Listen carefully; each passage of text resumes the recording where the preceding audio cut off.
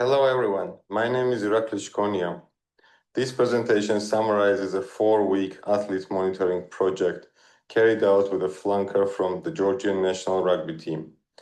We'll walk through the athlete's profile, monitoring variables, data interpretation, and finish with a practical action plan for integrating these findings into a high-performance setting. The monitored athlete is a 26-year-old professional flanker with 7 years of elite rugby experience. His typical weekly running load includes 5 to 6 field sessions, including units and team sessions, and 3 gym sessions. The main objectives of our monitoring were load management, early detection of fatigue, injury prevention.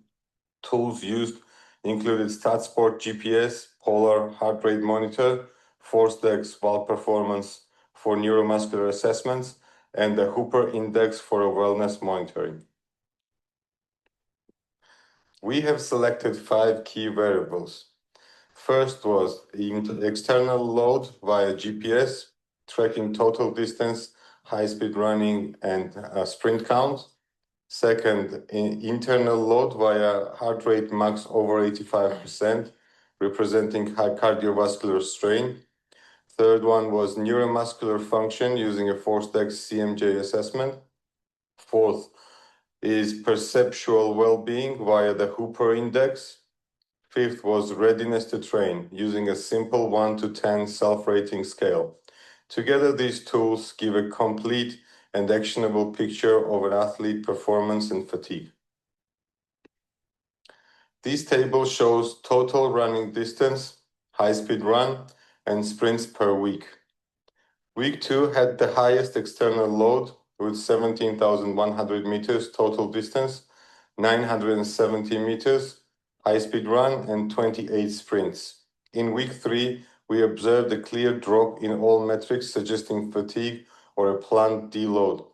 This external load trend closely mirrors what we later saw in internal and perceptual markers. Looking at internal load, we measured how long the athlete stayed above 85% of their maximum heart rate. This peaked at 30 minutes in week 2, again indicating a very intense training period. By week 4, time above threshold dropped to 19 minutes, suggesting reduced intensity or better recovery. We used CMJ flight to contraction time ratio to assess neuromuscular fatigue. In week 1 was the athlete's baseline at 1.62.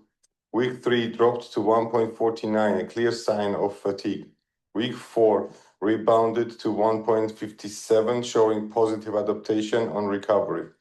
This is in line with established neuromuscular fatigue models by McMahon and colleagues.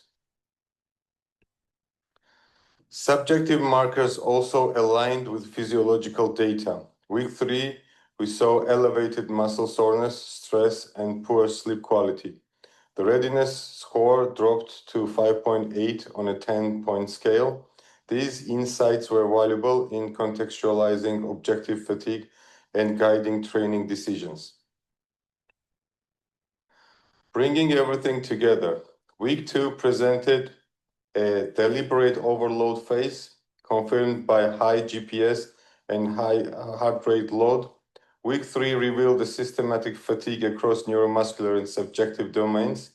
By week 4, we saw signs of supercompensation and readiness for improvement.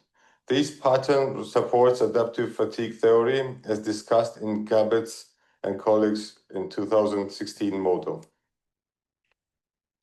To apply this data practically, reports should be shared weekly with the strength and conditioning staff, physios, and sports scientists. CMJ and Hooper scores can guide decisions on deloads and recovery strategies. GPS metrics allow tailoring of sprint and high-speed run volumes per session. Ultimately, integrating subjective and objective data ensures athletes' safety while maximizing performance.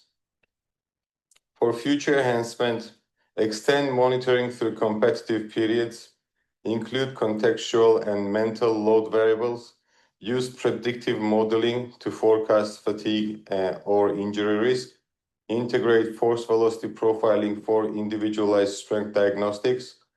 All references used are listed here in APA style, supporting the validity of tools and conclusions drawn. Thank you for your attention.